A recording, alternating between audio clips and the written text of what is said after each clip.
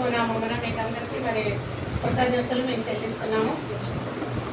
మరి చక్కగా ప్రతిరోజు మీరు వస్తున్నందుకు దేవుడు మీకు ఇచ్చిన ఆరోగ్యాన్ని బట్టి, ఆసక్తిని బట్టి మీకు ఇచ్చిన నెమ్మదిని బట్టి మరొకసారి దేవుడికే కృతజ్ఞతలు చెల్లిస్తున్నాము. మరి ఈ దినాన్ని చెప్పారు, ప్రార్థన చేసినట్టుగా మరి కేసీఆర్ కుటుంబం మరి ఈ దినాన్ని ఏర్పరచుకున్నారు. మరి మా ఇంట్లోనే పెట్టుకుందామని ఆశపడ్డారు. అయితే మరి చూశాను జనం ఎక్కువ వస్తున్నారని అనుకునేమో మరి సిస్టర్ కేసీఆర్ గారి చర్చలోనే పెట్టినారు. ఇంకోటి మెట్లు ఎక్కలేదని ఇబ్బంది పడడం ఎందుకు అని ఆలోచించుంటారు. కొద్ది మంది కోసం అందరిని బట్టి మరి కేసీఆర్ గారికి కూడా చాలా థ్యాంక్స్. మరి దినానండి రోజు మనం అనేక సార్లు మనం వింటున్న వాక్యమే నిజంగా శ్రమలలో కృంగిపోవద్దని మరొకసారి దేవుడి దినాన్ని మనకి హెచ్చరిస్తున్నాడు. శ్రమలలో కృంగిపోవద్దు అంటున్నాడు దేవుడు. నిజంగా మరి సామెతలు 24:10 ఉందండి. శ్రమలలో కృంగిపోక మనం ఏం చేయాలి? నిజమండి, ఇప్పుడు చిన్న చిన్న శ్రమలు వస్తూనే ఉన్నవి మనకి. చిన్న చిన్న శ్రమలు, కష్టాలు, మరి చిన్న చిన్న శోధనలు మనం అంటూ ఉంటాం కదండి. ఒక్కొక్కసారి విశ్వాసం మనం ఒక మాట మాట్లాడితే ఈ రోజు చాలా శోధనలు ఎదుర్కొన్నాను, లేదంటే ఈరోజు నేను ఒక చిన్న శోధన ఎదుర్కొన్నాను అని మనం అంటూ ఉంటుంటాము. నిజంగా దేవుడు ఆ చిన్న చిన్న ఆటల నుంచి మనకు తప్పిస్తున్నాడు కనుక ఈ దినాన్ని సజీవులకు మనం అందరము దేవుని సన్నిధిలో మనం ఆరాధించుకోగలుగుతున్నాము. ఆయన మాటలు మనం వినగలుగుతున్నాము. నిజంగా మరి ఈ శ్రమలు, ఈ కష్టాలు, శోధనలు కూడానండి క్రైస్తవులకి ఇవన్నీ మనకి దేవుడు ఏం చేస్తున్నాడని పరీక్ష మనకి పరీక్ష పెడుతున్నాడు. మరి అవన్నీ మనం ఎదుర్కొంటున్నామా, ఎదుర్కోలేమా, పడిపోతున్నామా, నిలబడి ఉన్నామా, దాన్ని బట్టి దేవుడు మనకి ఏంటంటే ఇవన్నీ చిన్న చిన్నవే. ఎందుకంటే మనకంటే మనలో ఉన్నతమైన స్థితిలో పెట్టాలని, ఆయన రాజ్యంలో మనలో ఆయన పెట్టాలని, నిజంగా మన అపరాధాల నిమిత్తము, మన పాపముల నిమిత్తము ఆయన నిజంగా చూడలేక, ఆయన సహించుకోలేక నిజంగా మన కోసము ఆయన ఎంత శ్రమ పడ్డాడు. ఆయన శ్రమలలో ఆవగించేంత కూడా మనకి పెట్టుకోలేదండి శ్రమలు. నిజంగా మనం ఆయన శ్రమలతో మనం పోల్చుకుంటే, ఆయన మన కోసం పడిన యేసుప్రభు మన కోసం పడిన శ్రమలలో మనకు కలిగింది ఆవగించేంత కూడా కాదు. ఎందుకంటే మరి ఆయన శరీరము మరి దున్నబడిందండి. మరి ఆ కొరడా దెబ్బలతోనే పడుతున్నప్పుడు చాలా మరి ఆయన శరీరం కూడా బయటికి వచ్చింది. దేవుడు అంటే పరిస్థితులు కూడా మనల్ని వెళ్ళకుండా మనకు తట్టుకోలేమని దేవునికి తెలుసు. మనం ఎంత తట్టుకుంటామో అంతే పెడతాడు. ఆ తట్టుకున్న అంతలో పెట్టినంతలో కూడా మనకు పరీక్ష, మనం నిలబడుతున్నామా లేదని. అయితే నిజంగా చూడండి, మరి అప్పుడే మనం ఎప్పుడైతే మనం వాటన్నిటిని మనం తట్టుకొని మనం నిలబడి ఉంటామో మనం దేవుణ్ణి మహిమపరచినట్లే. కాబట్టి చూద్దాం ఎవరెవరు శ్రమలు తట్టుకున్నారో, దేవుడు మరి ఏం మాట్లాడుతున్నాడో, మరి కొంతమంది ద్వారాగానే మనం దేవుని సేవకులు, భక్తులైన వారు ఏ విధంగా ఎదుర్కొన్నారో మనం చూద్దామండి. మరి చూడండి, ఇక్కడ శ్రమయందు అతిశయపడుతుము. మరి రోమపత్రిక 5వ అధ్యాయము 4లో పౌలు రాస్తున్నాడండి. శ్రమయందు అతిశయపడుతుము. రోమా 5:4 చూడండి ఒకసారి. శ్రమ ఓర్పు పరీక్షను, పరీక్ష నిరీక్షణను కలుగని ఎరిగి శ్రమయందును అతిశయపడదుము. చూడండి, ఇక్కడ ఏం చేస్తున్నాడంటే శ్రమయందు అతిశయం అంటే మనకు కలుగుతున్న శ్రమలయందు కూడా అతిశయం. చూడండి, మనం దేని బట్టి అతిశయించమనండి? ప్రభు సిలువ యందు తప్ప మనకు దేవుని కూడా దేవుని విషయంలో కూడా మనం అతిశయించొద్దని వాక్యం సెలవిస్తుంది. అయితే ఇక్కడ ఏంటండి మరి పౌలు ఏమంటున్నాడండి? శ్రమలయందు అతిశయం అంటే శ్రమలు వచ్చిందని గర్వపడాలంటండి. అతిశయం అంటే శ్రమలందు అతిశయం అంటే గర్వపడాలి. అది మరి అతిశయము, ఆ గర్వము శ్రమల వల్ల ఎవరికి కలుగుతుందండి? నిజంగా దేవునిలో నిలబడిన వారికే, స్థిరంగా ఉన్న వారికే, దేవుని యందు మరి భయభక్తులు గల వారికే, దేవుని వాక్యం ధ్యానం చేసిన వారు, ప్రార్థించిన వారు, దేవుని సన్నిధిలో నిత్యము కనబడిన వారు శ్రమల యందు అతిశయపడతారటండి. శ్రమల యందు వారు అతిశయపడతారు. వారికి ఎందుకంటే తెలుసు, ఎందుకంటే వాక్యాలు వింటున్నామట. ఈరోజు దేవుడు ఎప్పుడో మనతో మాట్లాడాడు కదా. ఈ శ్రమ వచ్చినా, ఈ శోధన వచ్చినా, ఈ జ్వరం వచ్చినా, ఏది వచ్చినా వాక్యం చెప్తున్నారు కాబట్టి, వాక్యంలో అందుకప్పుడు దేవుడే స్వస్థపరుస్తాడు అని యొక్క విశ్వాసం మనలో స్థిరపరచుకోవాలి. ఆ యొక్క విశ్వాసం వల్ల మరి ఉండాలి. ఉంటే కనుక మనం అతిశయించి వారమే ఉంటాము. ఏదైనా దేనికైనా కారణము మనం దేవుని మహిమపరచాలంటే మనలోనే ఆవగింజంత విశ్వాసం ఉంటే చాలంటే దేవుని నామాన్ని మనం మహిమపరచగలుగుతామని వాక్యం సెలవిస్తుందండి. చూడండి మరి చక్కగా పౌలు మరి రోమపత్రికలో రాస్తున్నాడు. మంచిగా చూడండి మరి ఇంకొక వ్యక్తిని కూడా చూద్దాము. శ్రమ నుండి ఉండుట నాకు మేలాయను. మరి ఈ మాట ఎవరు చెప్పాడండి? దావీదు మహారాజు సెలవిచ్చారండి. కీర్తన 119:71 వచనములను శ్రమ నొందుట నాకు మేలాయను. చూడండి రాజు, ఆయన శ్రమలు ఎందుకండి? రాజు, మహారాజు, నిజంగా చెప్పాలంటే సమస్తం బోల్డ్ ఉంది దావీదు మహారాజుకి. చూడండి శ్రమ నొందుట నాకు మేలాయను మాట చూడండి. కీర్తన 119:71 అంటున్నాడండి. రాజు అయింది కూడా నిజంగా చూడండి మరి 119:71 చూడండి శ్రమ నొందుట నాకు మేలాయను. శ్రమలు పడటం రాజు కూడా శ్రమకు వచ్చాయండి. రాజులు కూడా శ్రమలు వచ్చాయి. తప్పకుండా రాజుకి ఏది తక్కువ అంటే కోట ఉంది, గుర్రాలు ఉన్నాయి, రౌతులు ఉన్నాయి, ధనం ఉంది, బంగారం ఉంది, మనుషులు ఉన్నారు, అన్నీ ఉన్నాయి రాజుకి, దావీదుకి. అయినా శ్రమ నొందుట నాకు మేలాయను అని అంటున్నాడండి. అక్కడ ఇంకోటి చూద్దామండి. శ్రమలలో బాధలలో చూచి దేవుడటండి. మరి ఎవరిని చూచాడండి? ఫస్ట్ ఎవరిని చూశాడండి? మరి ఆయన ప్రేమించిన దేవుని ప్రజలైన ఇశ్రాయేలీల్ని మరి ఐగుప్తు దేశంలో వాళ్ళు చాలా శ్రమలు పడుతున్నారండి. ఇశ్రాయేల్ ప్రజల పాపం వాళ్ళైతే మొర్ర పెట్టుకోలేదండి. అప్పటికి వాళ్ళకి దేవుడు అంటే తెలియదు, ఎవరు రాజు అంటే ఏమీ తెలియదు, బానిసలు అయిపోయారండి. దేవుని ప్రజలైన ఇశ్రాయేల్ ఐగుప్తు దేశానికి రాజుకి బానిసలు అయిపోయి ఎన్నో శ్రమలు. ఏంటండి? వాళ్ళే మట్టి తెచ్చుకోవాలి, వాళ్ళే గడ్డి తెచ్చుకోవాలి, అన్ని వాళ్ళే తెచ్చుకొని ఇటుకలు చేసుకోవాలి. ఎంత శ్రమ అండి! కొన్ని శ్రమ పడుతున్నారని తగిన వారికి ప్రతిఫలం ఉందా అంటే రాజు ఇస్తున్నాడంటే అక్కడ ఇవ్వటం లేదు, అది లేదు రాజుకి. వాళ్ళకి దేవుని ప్రజలైన వారికి దేవుడు కనికరించాడండి. దేవుడు చూచాడు. చూసి చూడండి మరి దేవుడు వారిని విడిపిస్తున్నాడు అటట్టుంది. చూచి మరి ఎవరిని ఏర్పరచుకున్నాడండి? వారి శ్రమలను చూచి దేవుని ప్రజలు ఇశ్రాయేల్ శ్రమల కోసము మోషేను ఏర్పరచుకున్నాడు. మొట్టమొదట మోషేను ఏర్పరచుకున్నాడు వారిని విడిపించడానికి. మోషేను ఏర్పరచుకున్నట్లు అక్కడ చూడండి నిర్గమాకాండము 3వ అధ్యాయంలో ఉందండి. 7-9 చూస్తే అక్కడ చదవండి. మరి యెహోవా ఇట్లనెను, నేను ఐగుప్తులోనున్న నా ప్రజల బాధను నిత్యంగా చూచితిని. పనుల్లో తమను కష్టపెట్టి వారిని బట్టి వారి పెట్టిన మరణ వింటిని. వారి దుఃఖములు నాకు తెలిసే ఉన్నవి. కాబట్టి ఐగుప్తుల చేతిలో నుండి వారిని విడిపించుటకు ఆ దేశంలో నుండి విశాలమైన మంచి దేశమునకు అనగా కనానీయులకు, హిత్తీయులకు, అమోరీయులకు, పెరిజ్జీయులకు, హివీయులకు, యుబీషీయులకు నివాస స్థానమైన పాలు తేనెలు ప్రవహించే దేశమునకు వారిని నడిపించుటకు దిగి వచ్చి ఉన్నాను. ఇశ్రాయేలు మొర నిజంగా నా యుద్ధకు చేరినది. ఐగుప్తులు వారిని పెట్టుచున్న హింస సూచితని కాగా రమ్ము, నిన్ను ఫరో యుద్ధకు పంపెదను. ఇశ్రాయేలు నా ప్రజలను నీవు ఐగుప్తులను తోడుకొని పోవలను. అందుకు మోషే, నేను ఫరో యుద్ధకు వెళ్ళుటకును ఇశ్రాయేలు. చూడండి వాళ్ళు పెట్టిన మొర ఆయన యుద్ధకి వెళ్ళిందండి దేవుని ప్రజలు. మనం కూడా దేవుని పెడలమే కదండి. దేవుని అందు మీకు విశ్వాసం ఉండబట్టే, దేవుడు నమ్మకం ఉండబట్టే కదా ఈ దినాన్ని రోజు ప్రతి వారం వస్తున్నారు, ఉండబట్టే కదా వస్తున్నారు. దేవుడు అంటే ప్రేమ, గౌరవం, భయం ఉంది, కాస్త కొంచెం భయం ఉంది, భక్తి ఉంది, కొంచెం విశ్వాసం ఉంది దేవుని సన్నిధికి వెళ్ళాలని. కాబట్టి ఈ దినాన్ని మరి ఆ రోజు అప్పట్లోనూ ఇశ్రాయేల్ ప్రజలు మరి విని మరి దేవుడు ఆ శ్రమలు బాధల నుంచి అన్నింటిలో నుంచి వారిని విడిపించడానికి మోషేని ఏర్పరచుకున్నాడు. మోషే కూడా అంత ఈజీగా ఏమీ ప్రజలు విడిపించలేదు. మోషే కూడా చాలా ఎదుర్కొన్నాడు, చాలా ఎదుర్కొని వారిని విడిపించాడు. ఇప్పుడు ఈ యొక్క వాక్యం ద్వారా ఏంటంటే నిజంగా దేవుని ప్రజల మనం కూడా మనం అనుకుంటున్నాం మనం మర వెళ్ళలేదని వింటున్నాడు. కానీ కొంత సమయం పడుతుంది మనకు విడుదల రావడానికి. మన బలహీనత తొలగిపోవాలంటే, మనకున్న సమస్య పోవాలంటే, ఆ శ్రమ, శోధన, బాధల నుంచి మనలోంచి తప్పించాలంటే కొంత సమయం పడుతుంది. ఒక్కొక్కసారి ముందుగానే దేవుడు విడుదల ఇస్తున్నాడు. సాక్ష్యాలు వింటున్నాం కదండి, చాలా మంది జీవితాలు దేవుడు అనేకమైన అద్భుతాలు చేస్తున్నాడు అండి. నిజంగా విడుదల పొందుతున్నారు ఆశ్చర్యకరమైన రీతిలో. రాత్రి వస్తే బలహీన ఉదయానికి దేవుడు స్వస్థిస్తున్నాడు సాక్ష్యాలు చెప్తున్నారు. అందుని బట్టి దేవునికే మహిమ ఘనత.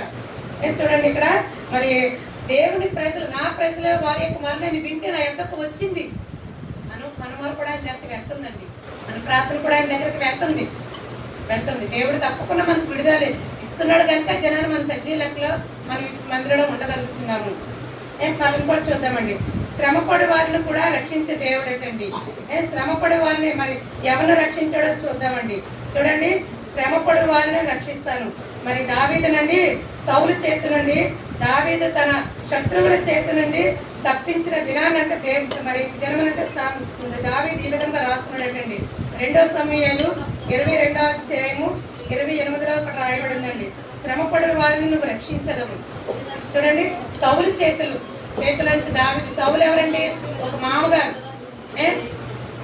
మామగారు అల్లుడికి మామకి అల్లుడిలో తప్పు లేదు. దావీదు మామగారు ఏంటంటే అసూయతో ఎలాగైనా చూడండి కూతుర్నిచ్చిన అల్లుడి మీద ఎంత ద్వేషం పెంచుకున్నాడో అన్నింటిలో నుంచి కూడా. ఎందుకంటే దావీదు చాలా శ్రమ అనుభవించాడండి ఆయన ప్రజల నిమిత్తము.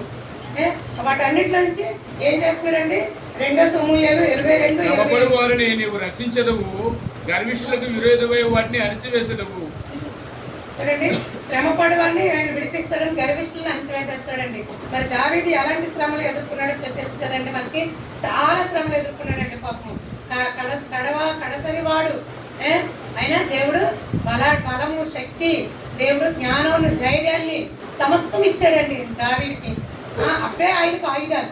దేవుడు ఇచ్చిన శక్తి జ్ఞానము బలమే దావీదుకు ఆయుధాలు. ఏ ఆయుధాలు లేవు ఆయన చేతులను. దేవుడు అంటే ముందును పెట్టుకున్నాడు. దేవుడు అంటే భయం ఉంది, భక్తి ఉంది, విశ్వాసం ఉంది. శత్రువులు ఆయన దావీదుకి ఎంతో మంది శత్రువులు ఉన్నారండి. వారందరి నుంచి దావీదును దేవుడు విడిపించుకుంటూ వచ్చాడు. ఎందుకంటే దావీదు దేవునికి హృదయానుసారుడు. నా హృదయానుసారుడు అని ఒక ముద్ర వేయబడ్డాడు దావీదుకి. అలాగే చాలా మందికి దేవుడి చేత ముద్రలు వేయబడ్డాయి బైబిల్లో ఉంది. మనం చెప్పుకుంటున్నాం కూడా రోజు కూడా కొంతమందికి వస్తుంది. చూడండి, అలాంటి వాడిని దేవుడు ఏం చేశాడంటే దావీదుని రక్షించాడు. ఏ ఆయుధాలు లేకపోయినా సరే దేవుడు కాపాడాడు. సౌలుకైతే బోల్డ్ ఆయుధాలున్నాయి, మనుషులు ఉన్నారు, అన్నీ ఉన్నారు. కూతుర్నిచ్చాడు. అసూయ పెరిగిపోయింది అల్లుడి మీద. ఎందుకు?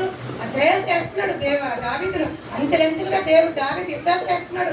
తన ప్రజలను కాపాడుతున్నాడు దావీదు. అది తెలుసుకోలేకపోతున్నాడు. దావీదు మీద దేవుని ఆత్మ ఉన్నదని, దేవుని యొక్క నడిపింపు ఉంది, దేవుని యొక్క కందృష్టి దావీదు మీద ఉన్నదని సౌలు ఆ టైంలో ఆ గ్రహింపు లేకపోయిందండి సౌలుకి మాత్రము. నిజంగా చూడండి, అలాంటి భయంకర పరిస్థితుల నుంచి దావీదు ఎదుర్కొన్నాడు. ఎందుకు ఎదుర్కొన్నాడండి? దేవుని నామానికి మహిమగంత తేవాలని మరి దావీదు అంత ధైర్యంగా నిలబడి ఉన్నాడు. అలాగే ఇంకో చూద్దామండి, మరి శ్రమలో కూడా మనం విడిపించే దేవుడు అంటండి. ఎవరిని విడిపించాడు? మనం మంచి చెప్పుకుంటున్నాం కదండి, యోగునండి. శ్రమలలో మరి యోగు చూడండి, యోగు 36:15. యోగు 36:15.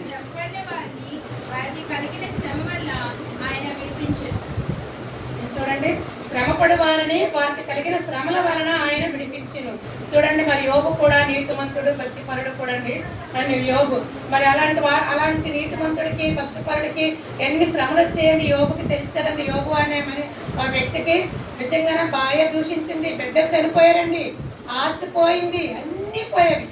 కనీసం ఆరోగ్యం ఉందంటే ఆరోగ్యం లేదు, శరీరం ఉందంటే శరీరము కూడా లేదు, కూలిపోయింది. కానీ దేవుని దూషించలేదు. ఇంకా చివరి చూద్దాం, దేవుని దూషించలేదు, దేవుని నిందించలేదు. అన్ని ఎదుర్కొనే నిలబడే దేవుని యొక్క శక్తిని పొందుకున్నాడు, నిలవబడ్డాడండి. నిజంగా భార్య దూషించినా సరే మూర్ఖురాలు మాట్లాడినట్టుగా నువ్వు మాట్లాడక ఒక్క మాటతోనే భార్యని రప్పించగలిగాడు అక్కడ. చూడండి, శ్రమపడు వారిని వారికి కలిగిన శ్రమల వలన ఆయన విడిపించును. మరి చూడండి, మరి అలాగే దావీదు కూడా చూడండి అనేకమైన శ్రమల నుంచి మరి అక్కడ యోగును చూసాము. దావీదును కూడా మరి దేవుడు తప్పించినట్టు కూడా మనం చూస్తున్నాము. అందుకే కదండి కీర్తనలు అంటుంది, నీ వాక్యము నన్ను బ్రతికిస్తుంది, నా బాధలో ఇదే నాకు నెమ్మది తెప్పిస్తుంది. అందుకే చెప్తున్నా కదండి, వాక్యం అందుకే జాగ్రత్తగా చదువుకోలేని వారు కొద్ది మాటలైనా జ్ఞాపకం చేసుకోండి. వాక్యమే మీకు కలిగిన బాధలో నెమ్మదిస్తుందంట. వాక్యం జ్ఞాపకం చేసుకుంటే ధ్యానం మీకు ఏదైనా బలగించి వచ్చినప్పుడు మీరు చెప్తున్న వాక్యాలు అప్పుడప్పుడు మీరు జ్ఞాపకం చేసుకుంటే అది మీకు నెమ్మదిస్తుందంట ఆ వాక్యం వల్ల. అలాంటి రాజయ్యంటే కూడా దేవుని వాక్యం అంటే ఆయనకు నెమ్మదిస్తుందంట. చూడండి, ఆయనకి నెమ్మది. ఆయన దగ్గర ఆయుధాలు కానీ, డబ్బు కానీ, గుర్రాలు రౌతులు కానీ, కోట్లు కానీ ఏమీ కూడా ఆయనకి నెమ్మది లేదంట. వాటి వల్ల దేవుని వాక్యం మీద ఆయనకి నెమ్మది ఉంటాడు. మహారాజు అంటున్నాడు, ఈ వాక్యము నాకు నెమ్మది కలిగిస్తుంది.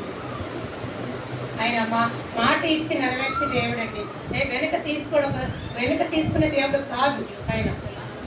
ఇంకా చూద్దామండి, మరి శ్రమలలో తోడయిండే దేవుడు అంటండి. చూడండి కీర్తన 91:15 కూడా అక్కడ ఏముందండి, దావీదు అంటున్నట్టు అతడు నాకు చూడండి. మొరపెట్టగా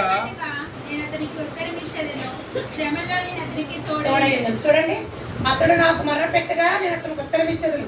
ఇతడు నేను దావీదే రాజేయుడు కూడా తను కలుగుతున్న అంచెలంచెలుగా శ్రమలు వస్తున్నాయి, విరోధులు మరి జరుగుతున్నది. అవి వస్తున్నప్పుడల్లా కూడా మొరపెట్టుకుంటున్నాడంట దేవునికి.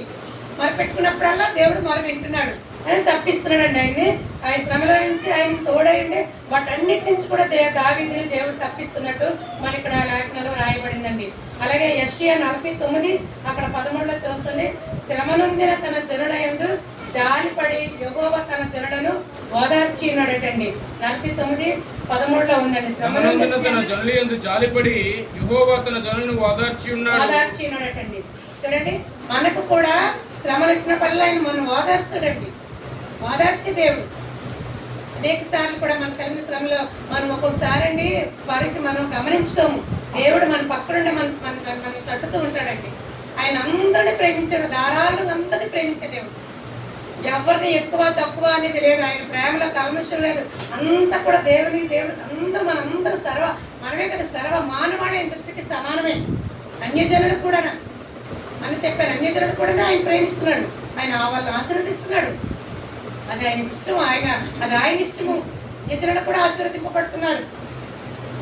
దేవుడే ఆశీర్వాదాలు వాళ్ళు అనుకుంటున్నారు, కానీ దేవుడు ఆశీర్వదిస్తేనే వారు ఆశీర్వదింపబడుతున్నారు. ఆ విషయం వాళ్ళకి తెలియదు, మనకు తెలుసు ఆ విషయం. ఎందుకంటే దేవుడు ఆ వాగ్దానంలో మనం చదువుకుంటున్నాం కాబట్టి. వాళ్ళు చదువుకోవట్లేదు, వాళ్ళకి తెలియదు బైబిల్. మనకు తెలుసు అన్యజనులను ఆశీర్వదించిన వాడు నేనే అని దేవుడే స్వయంగా సెలవిస్తున్నాడు. చూడండి, నిజంగానా తన జనులను ఓదార్స్తున్నాడండి. మరి ఆనాడు తన ప్రజలను ఓదార్చే దేవుడు మనల్ని కూడా ఆయన ఓదార్స్తున్నాడండి. అనేక సార్లు మనం ఓదార్స్తున్నాడు, మనం తెలుసుకోలేకపోతున్నాం. ఆయన వినిపిస్తున్నాడండి, ఆయన మాట్లాడుతున్నాడు. అనేక సార్లు ఆయన స్వరాన్ని కూడా మనం వినలేకపోతున్నాం. ప్రతి ఒక్కరితో కూడా ఆయన మాట్లాడే దేవుడు. ఆయన పక్షపాతం లేదండి, ఆయనకి పక్షపాతం లేదు. మొరపెట్టుకోమంటున్నాడు, మనం మొరపెట్టు తప్పకుండా వింటాడండి. మనం ఒకసారి అంటే నిద్ర మొత్తులో కూడా ఆయన స్వరం కూడా మనం వినలేము. ఒకసారి కరుణమ్మ గారు అంటారండి, తెల్లవారుజానే ఎప్పుడో 3 గంటలు లేస్తారంట ప్రార్థన చేసుకోవడానికి. అలవాటు అయిపోతే లేచిపోతారండి.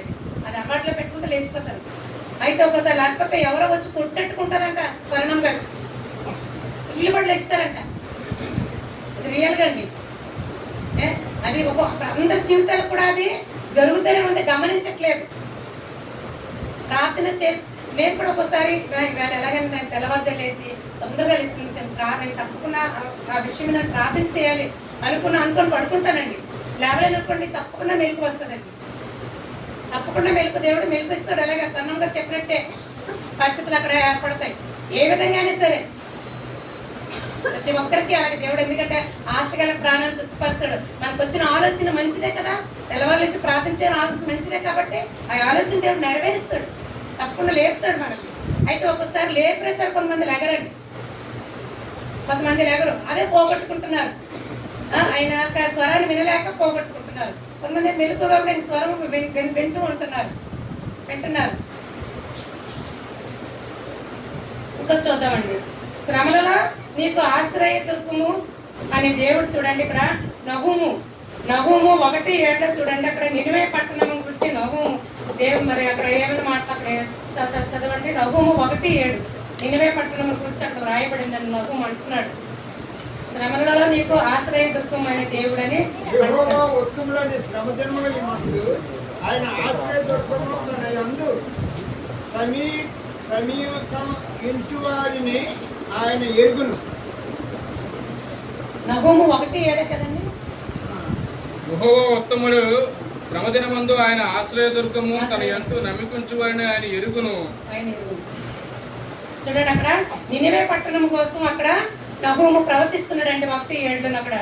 చూడండి, ఆ పట్టణం కూడా నశించిపోతుందంట. ఆ పట్టణం భయంకరంగా ఉంటే నహూము ప్రవచిస్తున్నాడండి. అలాగే అక్కడ యోనాను కూడా అప్పట్లో 40 దినాలు వెళ్ళి యోనా కూడా ప్రకటించాడండి నినివే పట్టణం గురించి. ఇక్కడ నహూము కూడా మరి అక్కడున్న మరి అక్కడ పరిస్థితులు బట్టి నిజంగా చూడండి ఏమంటున్నాడు, శ్రమలలో నీకు ఆశ్రయ దుర్గమైన దేవుడు అని దేవుడు అక్కడ నహూము ద్వారా దేవుడు అక్కడ హెచ్చరిస్తున్నాడండి. అలాగనే శ్రమలలో కృంగిపోక మరి ఏం చేయాలి, మనకు వల్ల బైబిల్ ఏం చెప్తుందో చూద్దామండి. మొరపెట్టాలటండి. మొదట ఏం చేయాలంటే మొదలు పెట్టాలంట. మరి ఇక్కడ చూడండి యెహోషాపాతు ఇశ్రాయేలు గురించి మరి చూడండి ఏ విధంగా మొదలుపెట్టు. కీర్తన 34 రెండో దినవృత్తాంతాలండి. 20వ అధ్యాయము 8వ వచనంలో చూస్తే ఇక్కడ యెహోషాపాతు ఇశ్రాయేలు గురించి మరి ఈ విధంగా మొదలుపెట్టుచున్నాడంటండి. 28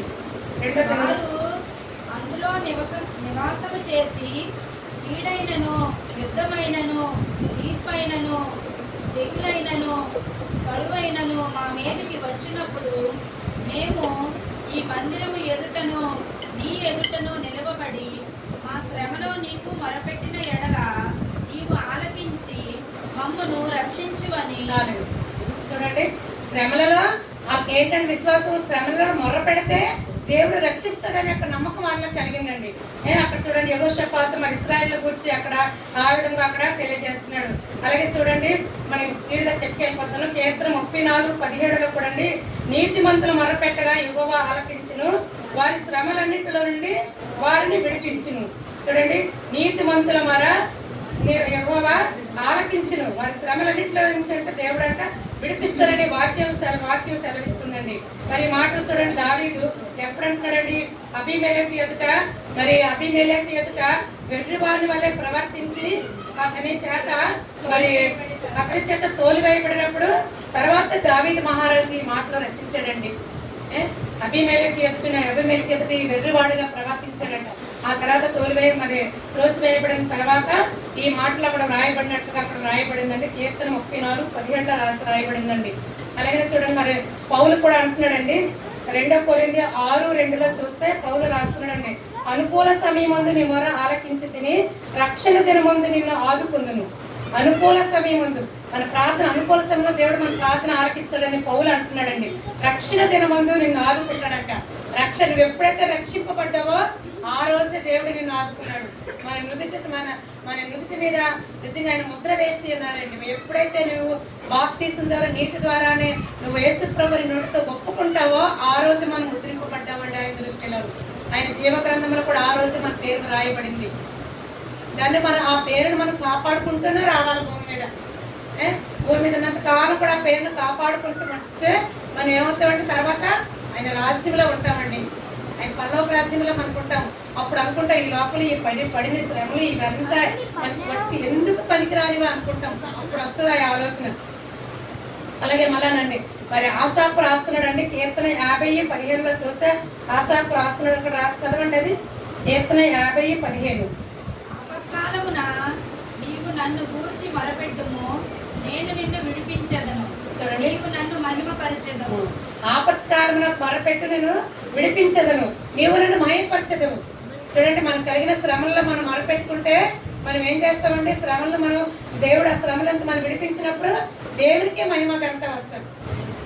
దేవునికే మహిమ ఘనత వస్తుందని ఇక్కడ మన కీర్తనకారుడు మరొకసారి ఇక్కడ మరి తెలియజేస్తున్నాడండి. అలాగే మన శ్రమలో అంటే ధైర్యంగా ఉండమని కూడా వాక్యం తెలియజేస్తుందండి. 1 సమూయేలు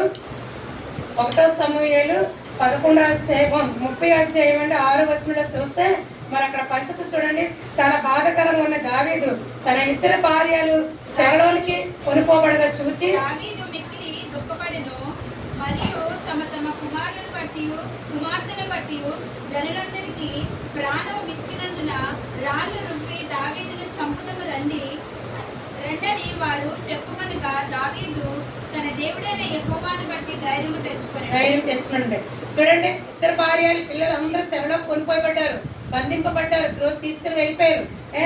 అప్పుడు జనులందరూ కూడా దావీదును కొట్టడానికి రాళ్ళు రుగినప్పుడు కూడా దావీదు చూడండి ఏం చేశాడండి, దేవుడు బట్టి ధైర్యం తెచ్చుకున్నాడంట.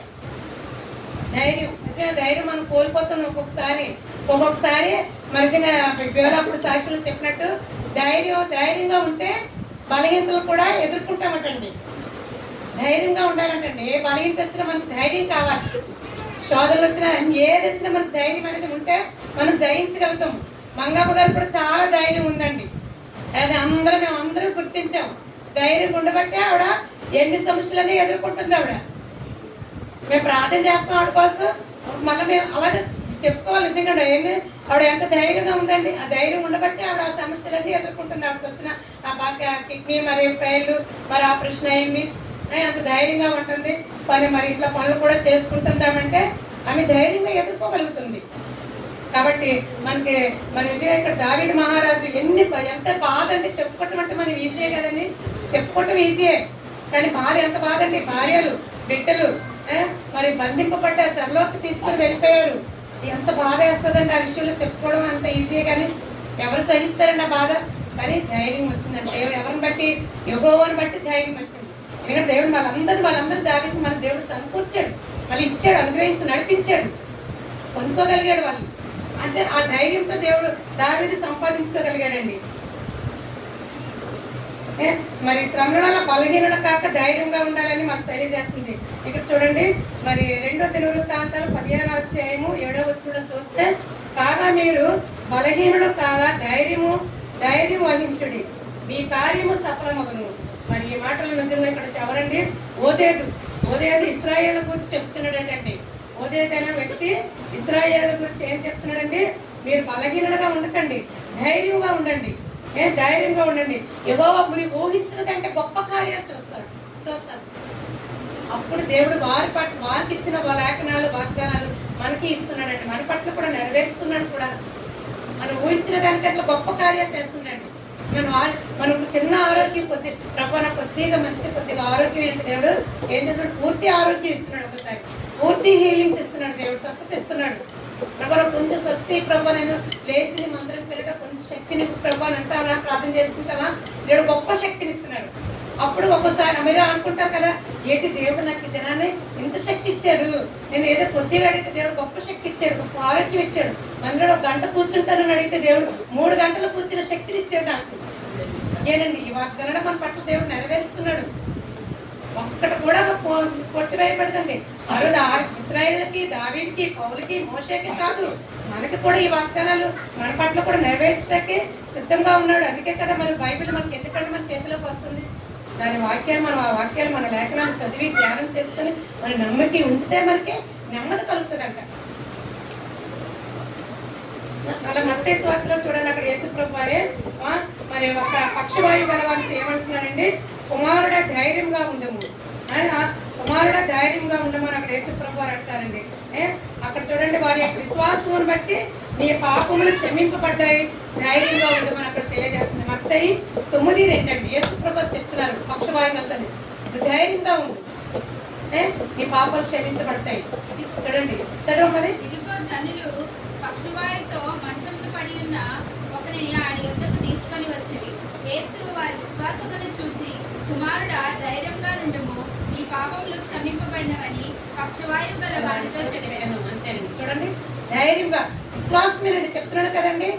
జస్ట్ మన దేవుడు నమ్మిక కొద్దిపాటి విశ్వాసాన్ని మన యొక్క విశ్వాసము, అందుకే చూడండి మన విశ్వాస పరిమాణము ఎంత మనం కొలుచుకోవాలంట. కొద్ది రోజు మన విశ్వాసం పెరగాలి. కొద్ది విశ్వాసం ఉంటే మన యొక్క దేవుడు చూడ కొద్ది చిన్న విశ్వాసం బట్టి దేవుడు తన యొక్క విశ్వాసాన్ని గుర్తెరిగి నిన్ను ధైర్యంగా ఉండు, నీకు నువ్వు స్వస్థత పొందుకుంటే నీ పాపాలు కూడా క్షమిపడ్డాయి. ఎందుకు పాపాలు క్షమిపడ్డాయండి? వారి యొక్క విశ్వాసం బట్టి అక్కడ తీసుకొచ్చారు కదండి పక్షవాయువుగానే. వారి యొక్క విశ్వాసం బట్టి అక్కడ స్వస్థత పొందుకున్నట్లు మనకు తెలుస్తుంది. అలాగే ఎంతో మంది విశ్వాసం ద్వారా అనేకమైన అద్భుతాలు చూడగలుగుతున్నామండి.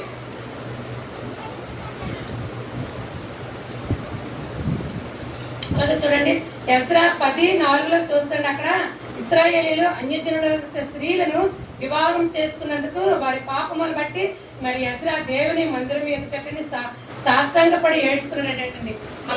చదవమని, ఈ పని నీ ఆధీనంలో ఉన్నది, మేము నీతో కూడా నిందుము, నీవు ధైర్యం తెచ్చుకొని దీన్ని జరిగించుమనగా ఎజ్రా లేచి ప్రధాన యాజకులను లేవీయులను. చాలు ఇక్కడ ఏమంటాడండి, అక్కడ ఇశ్రాయేలు ప్రజలు అన్యజనులైన స్త్రీలను వివాహం చేసుకున్నందుకు అక్కడ వారు ఎన్నో శ్రమలు అనుభవిస్తున్నారండి. దానిని బట్టి ఇక్కడ ఎజ్రా చూడండి, ఎజ్రా మరి కృంగిపోతుందంటే ఎవరమ్మా? యెహీయేలు కుమారుడైన షెకన్య అంటున్నాడు ఎజ్రాతోని, లెమ్ము ఈ పని నీ అధీనంలో ఉన్నది, మేము నీతో కూడా ఉందము, నీవు ధైర్యం తెచ్చుకొని దీన్ని జరిగించమని మరి అక్కడ చెప్పడం జరుగుతుందండి. అన్య స్త్రీలను అన్యజనులకు స్త్రీలను వివాహం చేసుకున్నందుకు ఆ జనులు పడుచున్న శ్రమలు వారు కలిగిన నష్టములు బట్టి మరి ఎజ్రా ఒక ప్రక్క కుంగిపోయి ఉంటుంటే మరి శకన్య అనే ఆ యొక్క వ్యక్తి ద్వారాను మరి ఎజ్రాకి హెచ్చరిక పడుతున్నాడండి. అప్పుడు వెంటనే ఏమో మేము నీతో ఉన్నాం అనగానే వెంటనే మరి అక్కడ మరి ఎజ్రా లేచి దేవుడి సన్నిధిలో మరి అక్కడ పని జరిగించడం మనం అక్కడ చూస్తున్నామండి. మరి శ్రమలను కూడా ఆనందించమని బైబిల్ చెప్తుందండి. ఎవరు ఆనందించారో చూద్దామండి. పిలుపు 4:4 చూద్దామండి. అక్కడ ఏముందండి? పౌలు అంటున్నాడండి, ఎల్లప్పుడూ ప్రభువునందు ఆనందించుడి, మరలా చెప్పుదును ఆనందించుడి. ఎల్లప్పుడూ ప్రభువునందు ఆనందించమంటున్నాడు, మరలా చెప్పుదును ఆనందించుడి. పౌలు అంటున్నాడండి. ఇక్కడ పిలుపు పత్రికలో పౌలు రాస్తున్నాడు, ఎల్లప్పుడూ ఆనందించమంటున్నాడు. అలాగే యాకోబు 1:2 కూడా చూడండి, మీరు నానా విధములైన శోధనలో పడినప్పుడు మహా ఆనందమని ఎంచుకోమంటున్నాడండి. ఏంటి మహా శ్రమలు అంటే ఎక్కడండి? మనకు కలిగిన శ్రమలు అంటే మనం ఆనందంగా ఎంచుకోమంటున్నాడండి పౌలు చెప్తున్నాడు. ఎందుకంటే తన మరి అనుభవపూర్వకంగా రాశాడు. తను కలిగిన శ్రమలు ఆనందంగా ఎంచుకున్నాడు. తను కలిగిన శ్రమలు బాధలు అవన్నీ కూడా పౌలు అవన్నీ యేసుప్రభు ముందు పెట్టుకున్నాడు. ముందు పెట్టుకొని మహా ఆనందంగా ఎంచుకున్నాడు. కాబట్టి మరి అక్కడ మరి ఈ విధంగా మరి రాశాడండి పౌలు. నానా విధములైన శోధనలో పడినప్పుడు మహా ఆనందమని ఎంచుకున్నాడు. మళ్ళా మనకు కలిగిన శ్రమలు కూడా మనల్ని ఆనందంగా ఎంచుకోమంటున్నాడు. ఆనంద సంతోషంతో వాటిని ఎదుర్కోమని ఇక్కడ పౌలు రాస్తున్నాడండి. అలాగే నెహెమ్యా 8:10 కూడా చూస్తండి.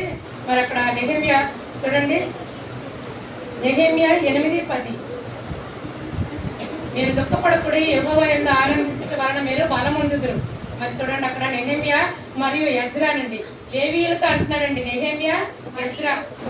మరియు అతడు వారితో ఇట్లనెను, పదండి, క్రొవ్విన మాంసము భక్షించుడి, మధురమైన దాన్ని పానం చేయండి.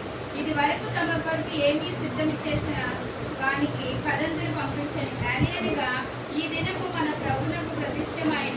మీరు దుఃఖపడకుడి, యెహోవా యందు ఆనందించడం వల్ల మీరు బలమును. చూడండి, మీరు దుఃఖపడకుడి, యెహోవా యందు ఆనందించడం వలన మీరు బలముందుదురు. యెహోవా యందు మీరు దుఃఖపడకండి, యెహోవా యందు ఆనందించండి, మీకు బలం వస్తుంది.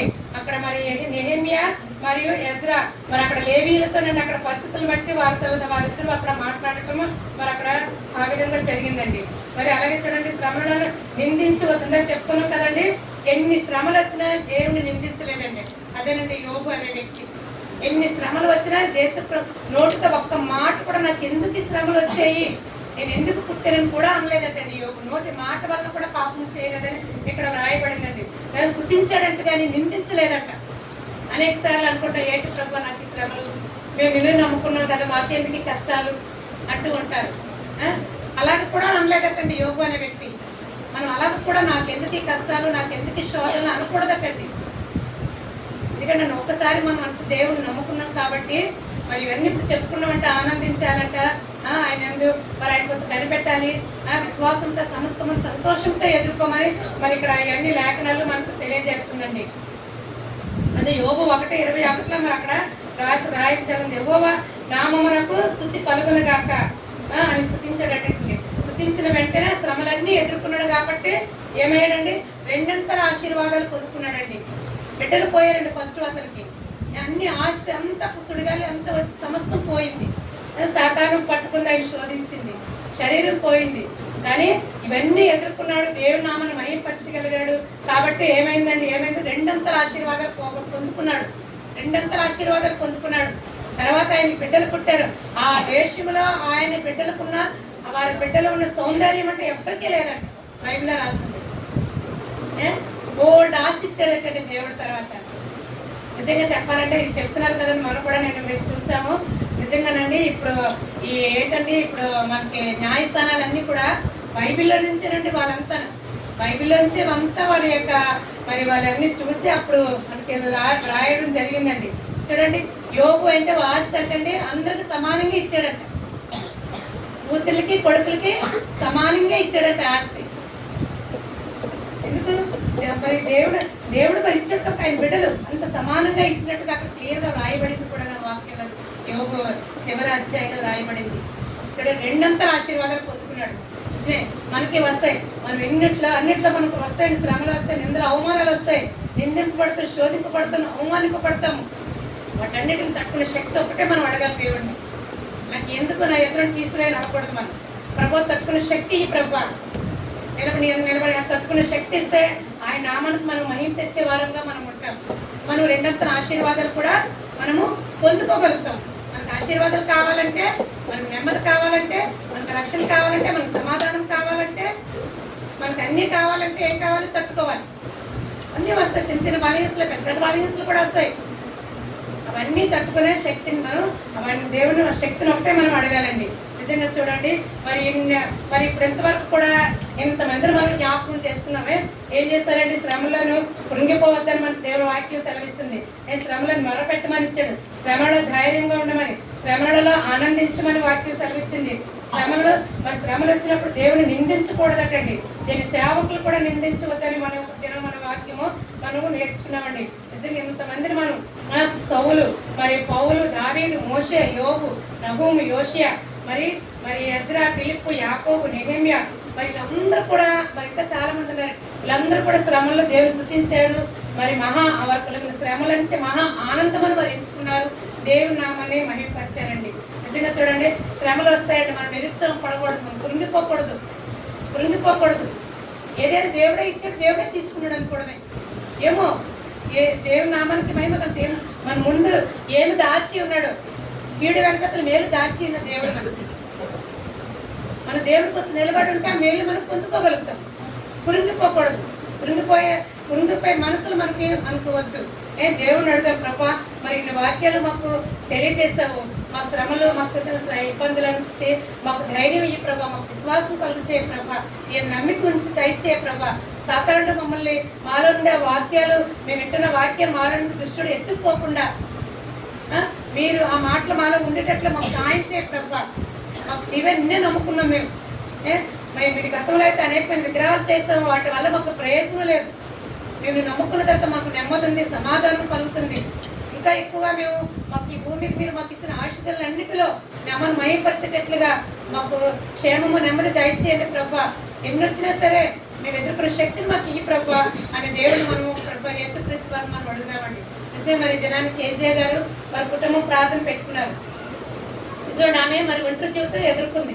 మరి ఎన్నో శ్రమలు, ఎందుకంటే బిడ్డలు చిన్నప్పుడే మరి తన భర్త చనిపోవడం జరిగింది. అయినప్పటికీ చూడండి, ఇద్దరు బిడ్డలు పెంచడం అంటే మాట్లాడండి, అంత వయసు యవన దశ తీసుకొచ్చింది ఆమె. చాలా శ్రమలు పడే ఉంటారు ఆవిడ. శ్రమలు పడకుండా ఆ ఒంటరి జీవితంతోనే మరి బిడ్డలు అంతగా స్థితికి తీసుకొచ్చిందంటే ఎన్నో శ్రమలు ఎదుర్కొంది, ఎన్నో అవమానాలు ఎదుర్కొంది ఆవిడ, ఎన్ని బాధలు పడిందో ఆమె విడిచిపెట్టినా సరే దేవుడు ఆమెను విడిచిపెట్టలేదు. అంచెలంచెలుగా కాపాడుకుంటూనే వస్తున్నాడు. ఆయన వాగ్దానం నెరవేర్చుకుంటుంది, ఆయన ఇష్టము.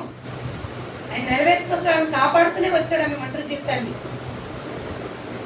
అనేకమైన శ్రమల నుంచి మరి ఆమె ఎదుర్కొని వచ్చిందండి. సమస్యల నుంచి తెచ్చుకొని వచ్చింది. ఆమె కన్నిటిని, దుఃఖాన్ని దేవుడు మరి దినాన్ని సంతోషంగా మార్చే దేవుడు. మరి నిజంగా చూడండి, మరి వాళ్ళ ఊరు వెళ్ళాం కదండి, ప్రార్థన పెట్టుకున్నారు. ఆ స్థలం అండి 2 సెంట్ల స్థలము, 2 సెంట్ల స్థలం వాళ్ళ నాన్నగారు సేవకుడికి ఇచ్చాడటండి, మందిరం కట్టుకోమని. బిడ్డలను అడగలేదండి, కూతుర్లు, కొడుకులు, కోడల్ని, వాళ్ళని అడగలేదంట. అడగకుండా డైరెక్ట్గా రాసిస్తాడంట. ఆయనకున్న స్థలం పెద్ద కోటీశ్వరుడు, లక్ష ఏమీ లేదండి, కొద్దిపాటి స్థలమే. అందులోనే కొంచెం స్థలం ఇస్తాడంట దేవుడిని ఆరాధించుకోవడానికి. ఆ స్థలంలో అక్కడ సేవకుడు మందిరం కట్టాడండి, చక్కని మందిరం కట్టాడని. మరి ఆశీర్వాదాలు వస్తాయి కదండి. వాళ్ళ బిడ్డలు తరతరాలుగా ఆశీర్వాదాలు ఉండిపోతాయండి. ఆ ఆశీర్వాదాలు ఉండిపోతాయి. అలాగే చనిపోయారండి, స్థలం ఇచ్చేసి చనిపోయారు. ఆయన ఎవరు ఆటంకపరచలేదటండి. వాళ్ళ అమ్మగారు కూడా ఉన్నారు. ఇంకా మరి వాళ్ళ తమ్ముడు కూడా, ఒక తమ్ముడు విగ్రహారాధన చేస్తున్నాడు. ఆటంకాలు చేయలేదటండి, ఆటంకపరచలేదటండి తండ్రిని. అంత విశ్వాసం కూడా కాదంట. అయినప్పటికీ ఏంటి, ఇక్కడ ఆ పాస్టర్ గారు వచ్చి వెళ్ళిపోతున్నారు, ఆయనకి ఇబ్బందిగా ఉంది. ఒక మందిరం కూడా కొద్ది స్థలం ఇవ్వాలన్న ఆలోచన ఆయనలో పెట్టగానే దేవుడు పెట్టబట్టే కదండి ఇచ్చాడు. ఆయన దేవుడు మాటకి ఆయన లోబడినట్టే కదా. ఆ నాన్నగారు వెంటనే రాసి ఇస్తాడటండి. చక్కటి మందిరం కట్టుకొని ఎంత చక్కగా మరి చర్చి మందిరం కట్టిన తర్వాత ఎంతో మరి నిజంగానే ఎంత చక్కగా ఆ రోజు అందరూ జరిగినట్టు జనం వచ్చారు. నేను చూశాను అక్కడ నిజంగా మరి వాళ్ళ ఇంటి వారందరూ కూడా వాళ్ళ తమ్ముడు వాళ్ళ మరదలెట్టి వాళ్ళ అమ్మగారు అందరూ కూడా వాళ్ళ చెల్లి వాళ్ళ మరి అందరూ వచ్చారు. వాళ్ళందరినీ కూడా సేవకుడు ముందుకు పిలిచి అభినందించారండి. ఆ కుటుంబం అంతటిని ముందుకు పిలిచి అభినందించారు. ఈరోజు అక్కడ అక్కడ చక్కగా ఆరాధన జరుగుతుంది. కొద్ది మందే వస్తున్నారంట. ఆయన మళ్ళీ రోడ్డు పాయింట్ మంచి స్థలం అంట. నేనైతే చాలా సంతోషపడ్డా. ప్రభా ఈ భాగ్యం మాకు ఈ దినాన్ని ఇచ్చేవు. సత్యసవార్త సంఘ కుటుంబం కొంతమందికి మాకు ఈ భాగ్యం చూసే ఈ యొక్క దేవుడు నువ్వు చేసిన మేలు మేము కూడా చూసి సంతోషించడానికి మాకు ఈ కృపను ఇచ్చేవారు. మేము సంతోషించామండి. ఆ రోజు చాలా భక్తి తీరాధన కూడా చేశారండి. ఆ రోజు అక్కడ బొట్లు పెట్టుకొని వచ్చారు. మందిరంలో ముందర కూర్చున్నారండి. అందరూ కూడా 2 చేతులు పెట్టి దేవుని ఆరాధించారు. 2 చేతులు పెట్టి ఒక చేత 2 చేతులు పెట్టి మా స్తుతి ఆరాధనలో పాల్గొన్నారండి వాళ్ళందరూ. చూడండి, అంటే దేవుడు అంటే ఒక నమ్మకం అంటే వాళ్ళలో ఉంది. యేసు ప్రభా ఈ దేవుడు గొప్ప దేవుడు అనేక నమ్మకం వాళ్ళలో ఉంది కాబట్టి వాళ్ళు ఏం చేస్తారంటే దేవుని స్తుతించగలిగారు. దేవుడు నిజంగా ఈ దినాల్లో చాలా మంది జీవితాలు ఎన్నో మేలు చేస్తున్నాడు. అనేక బలహీనతల నుంచి దేవుడు విడిపిస్తున్నాడు. అయినా కొంతమంది ఏం చేస్తున్నారండి, ఈ వాక్యం వింటున్నారు కానీ కొంతమంది మళ్ళా మామూలే అలా మా మట్టి వారు అలాంటి వారిని బట్టి కూడా ప్రార్థన చేస్తున్న వారు ఏం చేస్తారంటే బాధపడుతూ ఉంటారు. నిజంగానే మార్పు లేకపోతే ఎందుకండి? దేవుడు నిజమే కానీ కలుస్తున్న అనేకమైన బలహీనతలు దేవుడు తప్పిస్తున్నాడు. తర్వాత ఎలా ఉంది, ఇంటికి వెళ్ళాక తర్వాత మాటలు ఎలా ఉన్నాయి, క్రియలు ఎలా ఉన్నాయి, అది మనం పరీక్ష చేసుకోవాలి. చేసుకుంటేనే ముందుకు దేవుని నామాన్ని మహిమపరచగలుగుతాం అన్నిట్లో కూడా. ఇక్కడ వాక్యాలు వింటారు, కొంతమంది వెళ్తారు, ఇంట్లో గొడవ పెట్టుకుంటే వాళ్ళు మందిలో రమ్మంటే బిడ్డలు ఏమొస్తారండి? వాళ్ళు ఏం మారుతారండి? క్రియల వల్లే మనం రాబట్టుకోవాలంటండి. మన క్రియల వల్ల, మన మాటల వల్లే మన ఇంటి వారిని మన ఎరుగు పొరుగు వారిని కూడా మందిరానికి మనం నడిపించుకోగలుగుతాం. ఎందుకు ఎంత ప్రార్థన చేసినా సరే బిడ్డలు రావట్లేదు అంటారు. ప్రయోజనం ఇంట్లో కూడా మనం మాదిరి చూపించుకోవాలి. బిడ్డల పట్ల చూపించుకోవాలి.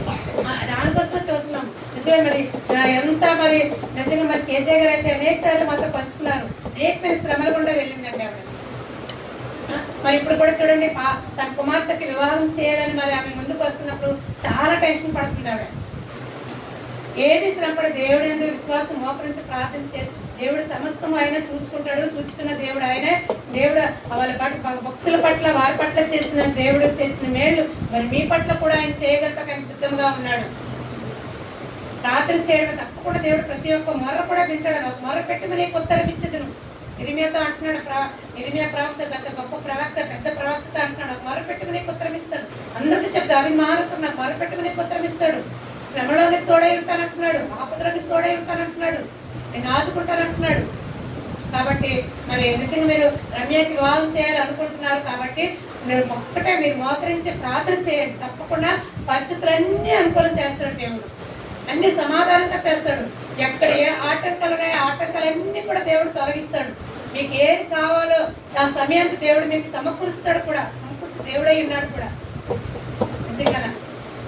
కాబట్టి మరి రాత్రికాల సమయంలో దేవుడు మనకిచ్చిన ఈ వాక్యాలు మరొకసారి మన హృదయాల్లో మనం భద్రం చేసుకొని అడుగుదాం. ప్రభు ఆయన వాక్యాన్ని మాకు బయలుపరిచాము, మాకు ధైర్యాన్ని ఇవ్వు, మేము కృంగిపోకుండా మమ్మల్ని బలపరచు ప్రభా, మాకు నమ్మకం ఇచ్చి నీ మీద మమ్మల్ని స్థిరపరచు ప్రభా, నీకు ఆయుస్తమైన జీవితాల నుంచి మమ్మల్ని విడిపించు, నీ మార్గాలు కూడా మమ్మల్ని నడిపించు ప్రభు. మేము ఏ విధంగా ఉంటున్నాము, మందిరంలో ఏ విధంగా ఉంటున్నాము, సమాజంలో ఏ విధంగా ఉంటున్నాము, మా గృహాల్లో మేము ఏ విధంగా ఉంటున్నాము, దయతో మమ్మల్ని మేము పరీక్షించుకోగలటకు దేవా మాకు సహాయం చేయని అడుగుతూ దేవుడి సందర్భం మనం అడుగుదాము. దేవుడి మాటలు ఆశీర్వదించిన గాక.